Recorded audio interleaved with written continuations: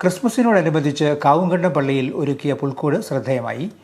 കുന്നിൻ ചെരുവിൻ്റെ പശ്ചാത്തലത്തിൽ പുൽക്കൂടും കൊട്ടാരവും ആട്ടിടയന്മാരും മാലാഖമാരെയും ഉൾക്കൊള്ളിച്ചുകൊണ്ടാണ് പുൽക്കൂട് ഒരുക്കിയത്. പുൽക്കൂട്ടിലെ വെള്ളച്ചാട്ടവും വൈദ്യുത ദീപാലങ്കാരവും കൗതുക കാഴ്ചയായി. പുൽക്കൂടിൻ്റെ ഭംഗി ആസ്വദിക്കാൻ നിരവധി ആളുകൾ എത്തിയിരുന്നു. കഴിഞ്ഞ ഒരു മാസക്കാലം കൊണ്ട് ഇടവകയിലെ യുവജനങ്ങളുടെ നേതൃത്വത്തിൽ തയ്യാറാക്കിയതാണ് പുൽക്കൂട്.